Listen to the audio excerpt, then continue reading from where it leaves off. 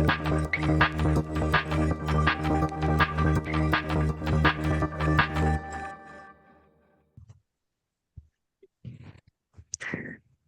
morning, good afternoon, and good evening, wherever you are listening from. We are on episode 7 of The Last Word on Rugby, the podcast brought to you by Independent Media. We're chatting all things rugby. There's been big news on the Springboks side. There's been two derbies to look back on, and there's one to look forward to coming up this week in the last of the local derbies in the South African conference of the URC. So let's dive into it, guys. I'm going to start with a box like last week. We started with Kitsi. I'm going to start with a box again. Very, very long, 45 plus minute press conference this week with Rassie Erasmus. We outlined his plans. 15 tests this year, plus a Barbarians match for the box. That sounds quite good to have 15 tests. Two are still pending, but yes, that's a lekker thing to have if you are Springbok coach. Nowadays, it's a handful of tests, 5 to 10 per year. 15 tests doesn't sound too bad, Ash? Yeah, definitely, and that will allow Rassie and the coaches to really spread the net wide in the build up to 2027. There's so many talented youngsters coming through now, and we all wonder when are they going to get a chance, When and I think so many tests will allow that to happen. I mean, we've said before that the Italy and Georgia tests in July should definitely be a case of the youngsters and newcomers playing in those tests because there's no point guys like Sia Kolisi and all those experienced players have to play in those as well and then get ready for the Rugby Championship. Of course, the Rugby Championship is the main thing, and the All Blacks in New Zealand, we said those are the two biggest games of the season for the Boks, and that is where the best possible team must play. Now, to get there is also not just a straightforward issue, I feel. It's not just a case of playing the World Cup winners from 2023 in both those games, because we've mentioned guys like Cameron Hanekom in particular from the Bulls, who's been brilliant this season, really pushing for a starting berth. Walker Lowe as well from the Bulls, and there's many others as well. Jordan Hendricks is pushing as well for a berth there. So, they need to get an opportunity at test level again to prove their worth. And Italy are no slouches, they will be really competitive. And we know the Georgia pack don't take a step back for anybody up front, so particularly in the scrums. So if those games can result in those youngsters performing to the best of their ability, it will give Rassie real headaches leading up to the All Black game because you just don't want 15 experienced over 30 guys playing against the All Blacks. We need some youth and exuberance as well because the All Blacks are going to be coming for the box. Yeah, I Like also Mike, think it's an indication, sorry, Leighton, of what Rassie has said about he doesn't want the Springboks to be defined by simply World Cup performances. He wants to win between World Cups. yeah. So, traditionally a World Cup cycle, at the end of it, you have a clear out of senior players, and then you start with a young raw bunch and you build over 4 years, and he doesn't want to do that. I mean, that has been how it's worked in the past before Rassie. So I think that's heartening for South African supporters as well. That is that we can expect winning momentum to continue between World Cups, and like Ashfaq says, so what he's doing is he's slowly integrating youngsters, and that's why he's got that 80 odd players that he's got on his radar. 15 tests. He wants to get as many guys up to speed as he can, so he gets to the World Cup. Even the youngsters now have got 10, 15 test caps under their belt. So all in all, it looks like he's got his ducks in a row, as we always expect.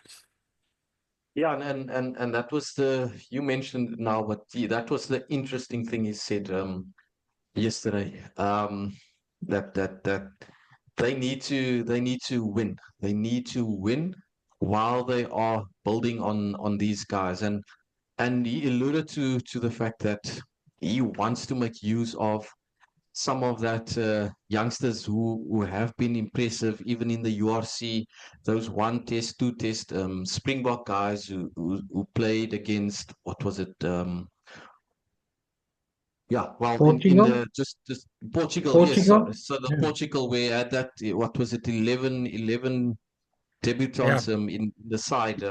So he wants to make use of them again, and he certainly set out that July tests coupled with that Barbarian festival game to just throw them in and see how they perform in a pressure cooker match. But like Ashfaq mentioned, the pressure cooker matches, they are going to be those rugby championship ones, and then hopefully those guys come through it unscathed to go face that All Blacks, because we want to see a Cameron Hanekom possibly against the All Blacks at Eden Park, if they want to make use of him. And just listening to Rassie speaking, you can see that this coach has got his plans set out for 2027, but also even beyond 2027. I mean, he brought up Johnny Roach of the Stormers, and just why he's invited 82 players to the first three alignment camps. So, guys, it was really good to hear. But just if we divide Just up to these add to that, 15 tests. Lipton, just to add another angle there is that those experienced players as well also need to show Rassie that they can make it to 2027. Mm, So it's not just a case of a free ride, and because they've won two World Cups in a row, now they're guaranteed. No, some of them are mm, gonna miss out, unfortunately. Some of them already showing effects of perhaps not making it there. Others are going to be long in the tooth. The age catches up with you very quickly. You could be world class this year, and then suddenly in January, you don't like training anymore when you get yeah. to 35 Yeah. and beyond. So, And yeah, so those All Black tests will also be a massive indicator for Rassie of whether the class of 2023 can make it to 2027. So there's a lot to yeah. play for there, Mike? So and there's in that squad from 2023, there's 13 players who are 33 or older. So guys are going to fall out. But what is interesting is Rassie is valuing experience. He's not just saying, okay, these guys aren't going to make it to 2027, so I might as well chuck them out now. He understands the importance of keeping those guys to sort of pass on information, experience to mentor the guys that are going to be there in 2027. And he mentions Sia specifically. I mean, Sia will be 36 in Australia. Will he make it as a flanker? Well, that remains to be seen. And Rassie has laid the gauntlet out to him. He said to him, if you want to be there, then you've got to show me. As Fleck said, he said, they can be there theoretically. Age ain't nothing but a number, according to Rassie, but you've got to still be your best in your position.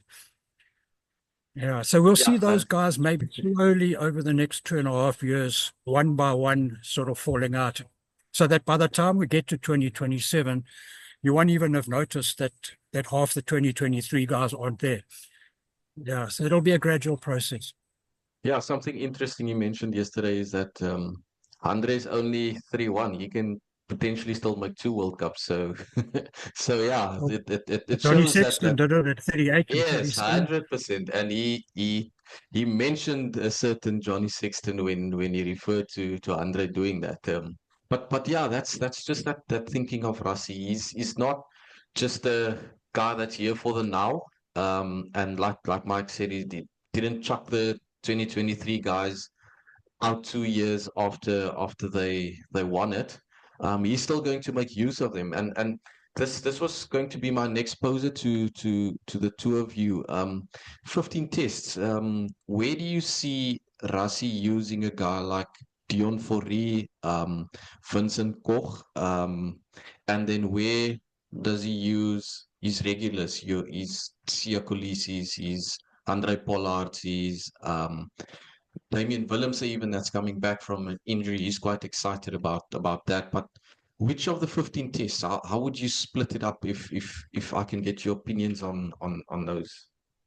Yeah, it's a tricky one, Leighton, because obviously we said now the All Black tests are the two big ones, but of course you want to win the two Wallaby tests at home.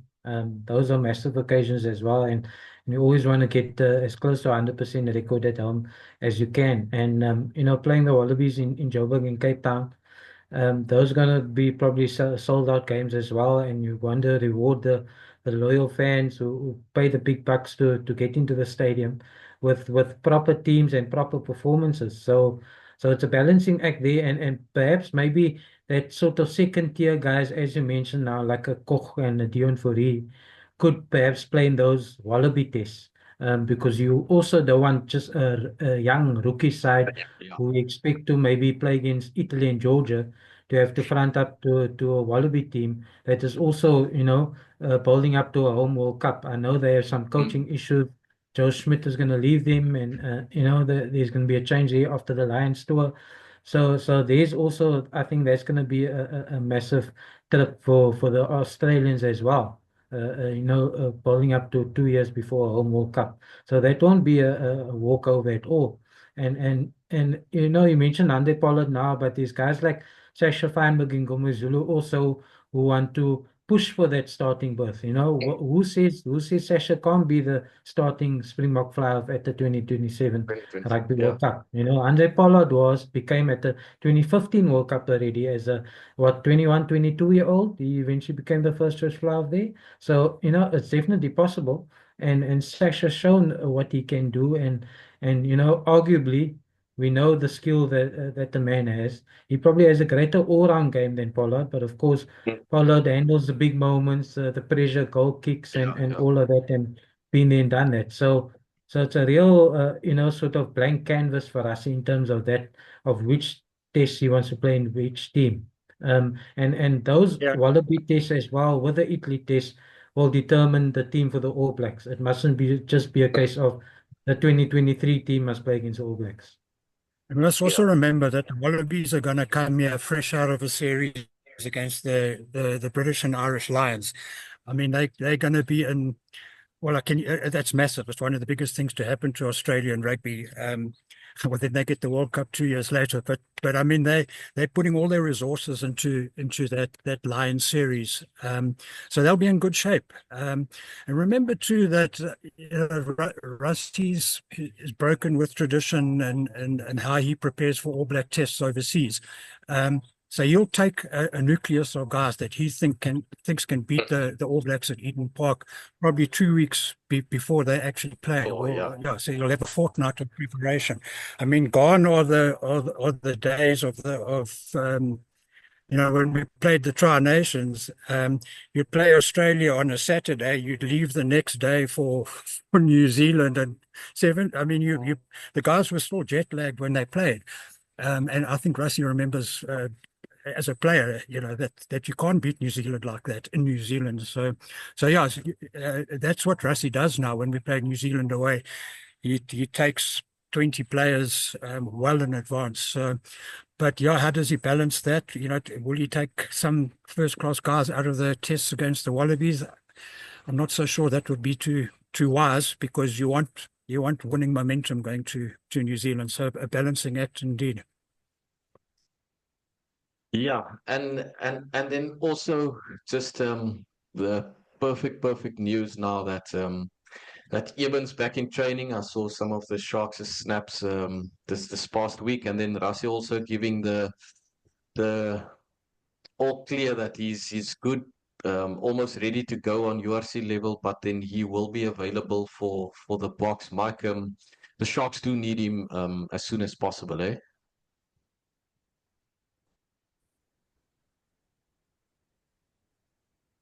Mike, are you there?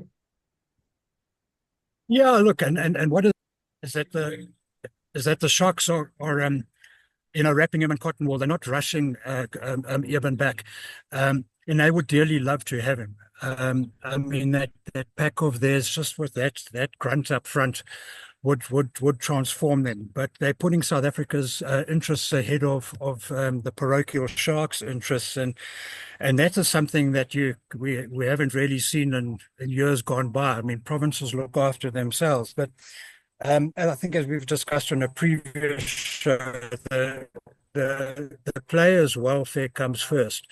So that is, I mean, it's simply around when Durban is absolutely clear, and he's been seeing these concussion specialists, and they won't let him put his boots on until he's 100% clear. But he is involved in the Sharks' training. He's down there. He's part of the scene. He's talking to them. He's providing his input.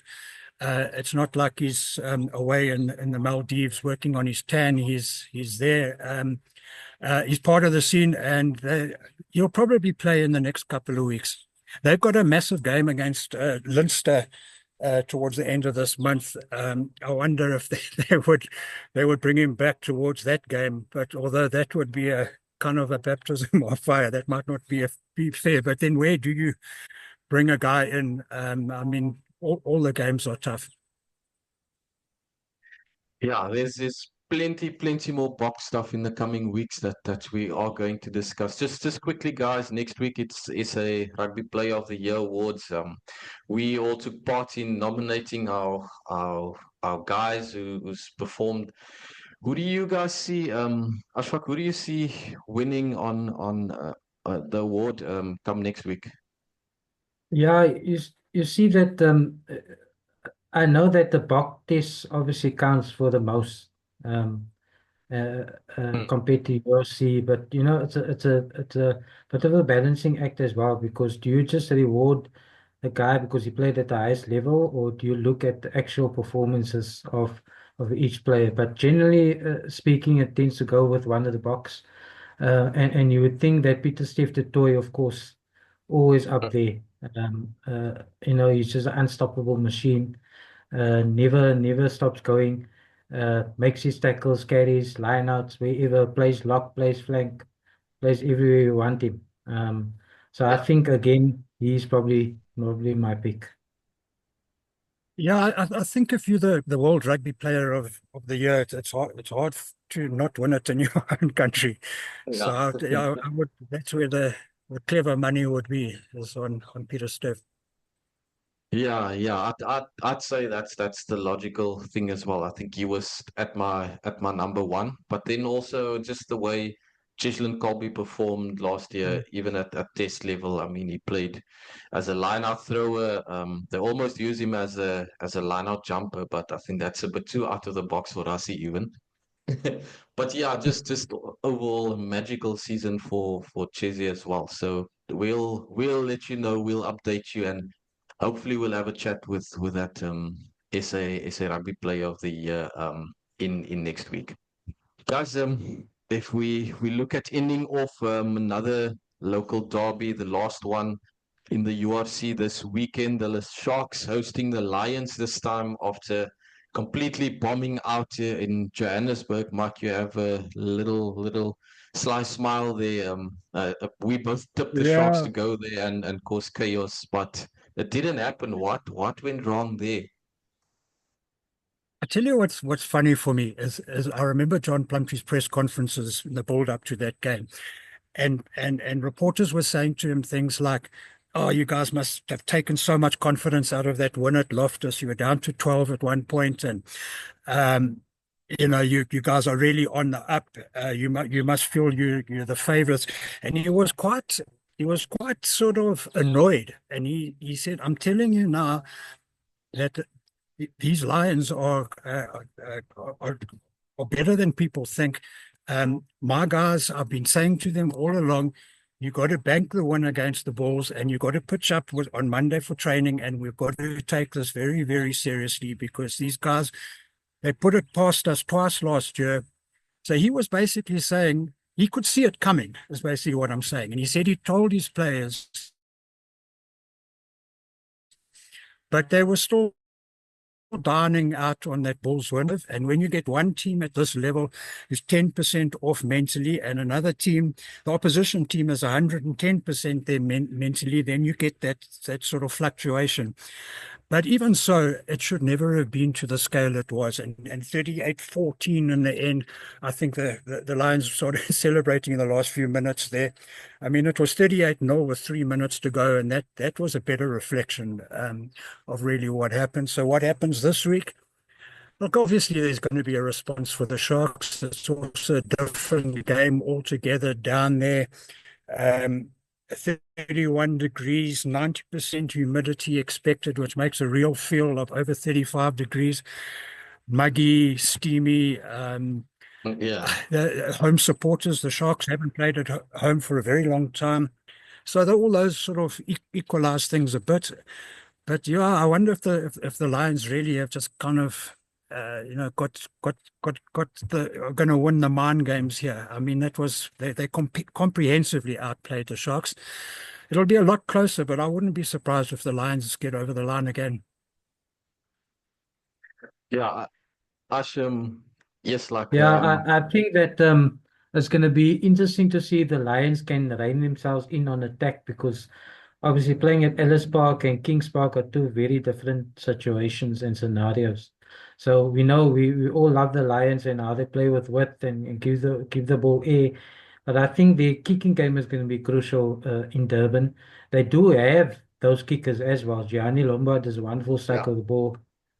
Kieran Horn, Mone van der Berg's box kicks are also really on point, and they've got good chasers. Guys like Edo van der Merwe there who can really get up in the air. So if they adopt and really stick to that kind of approach, I think then they will have a chance.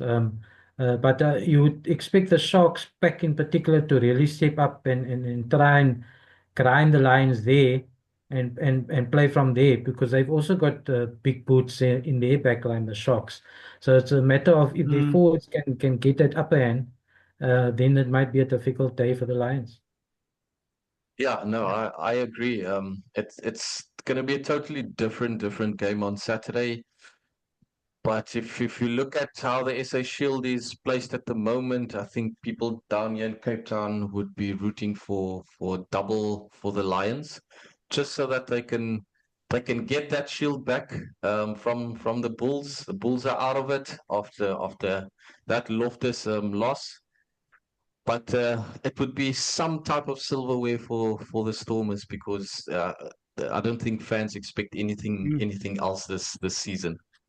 But guys, thanks again for joining. It's been a lovely chat. We've got plenty of box stuff to get through over the next couple of weeks as they wrap up their camp. They have the virtual camp with the overseas guys, and then we'll chat more Bok rugby further, maybe for longer, because the URC is taking a break.